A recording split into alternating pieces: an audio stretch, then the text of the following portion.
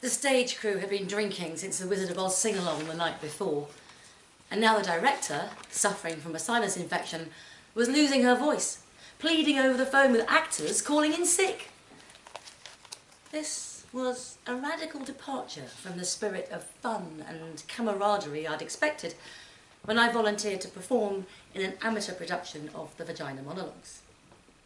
During our run-through, our final run-through, just hours before opening night curtain, we were 3 actors short and had to find substitutes.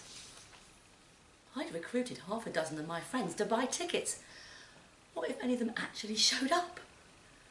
The lack of professionalism embarrassed me. As the rehearsal finally got underway, my phone buzzed. The house manager turned to me and hissed, animal-like, "What's that?" She'd been getting on my nerves all afternoon, having berated me for bringing a burrito into the theatre and for daring to eat it while she talked to us about emergency exits. I ignored her, looked at my phone. Text message. "I'm in San Francisco." My new phone failed to decode the number, but I had a good feeling the text came from this girl, Hannah, an Israeli who lived in Portland. "Great," I texted back. "I'll see you after the show."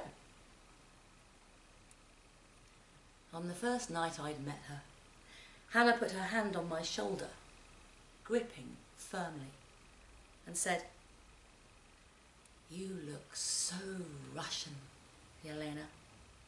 I'd love to seduce you."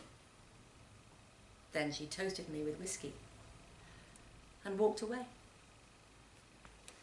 Hannah provided a welcome relief from all the American women who wanted to talk about relationships as if they were a puzzle that required a PhD to figure out. Hannah didn't come to San Francisco often, but when she did, we dared each other to do insane and ridiculous things, like hiking up to Twin Peaks in the middle of the night and dancing naked at the foot of Suto Tower. Daydreaming about Hannah, I must have missed my cue, because now both the director and the house manager gesticulated at me like mad women. I took my place, centre stage, and declaimed to the empty chairs my lines about the natural state of vaginas, good and hairy. I wasn't actress enough to enrich the lines with subtle degrees of emotion, but I could deliver the material plainly and effectively, speaking close enough to the microphone for all to hear. At just the right moment, I shook my head and let the pins fall out of my hair. It flowed down to my waist, a move I'd practiced in bars, usually targeting women out of my league.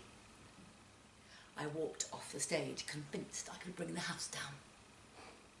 "Yelena, you gotta turn off your phone," the house manager whispered at me. "This is just rude." I looked at my phone again, when a new message lit up. "Address, please?"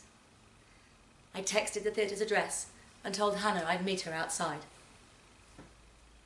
I remembered her way of staring at me, a gaze she developed in the Israeli army to interrogate suspicious persons. Every time she gave me one of those looks, I felt ready to admit packing an AK-47 in my luggage. We hadn't slept together yet. Not as a matter of time and opportunity. Hannah revelled in the flirtation as much as I enjoyed the anticipation. We teased each other and played up our strengths before a real relationship would necessarily expose our weaknesses. I planned to propose spending that night out on Ocean Beach, with no blankets or fire to keep us warm, only the heat of our breath, and maybe a bottle of vodka. The house manager snuck up on me and tried to yank the phone from my hand. I held on tightly. "Go!" she said, pushed me towards the stage. I'd forgotten I had another small part to play in the interlude between 2 monologues. I walked on and delivered my lines, and afterwards, and for the rest of the run-through, hid at the back of the theatre, head buried in my script, trying to stay out of the house manager's sight. The rehearsal dragged on, with constant interruptions to adjust malfunctioning lights and microphones. The intern in the sound booth had his head in a bucket, puking out last night's booze. He bribed his little sister to help with the mixer, but now she fussed over him, failing to pay any attention to the action. The house manager tried very hard, but she lacked any kind of charisma or ability to organise people. I had no patience for uninteresting people. I needed to see Hannah. The one person in the world whom I could say, "I hate you," and expect to be kissed in return.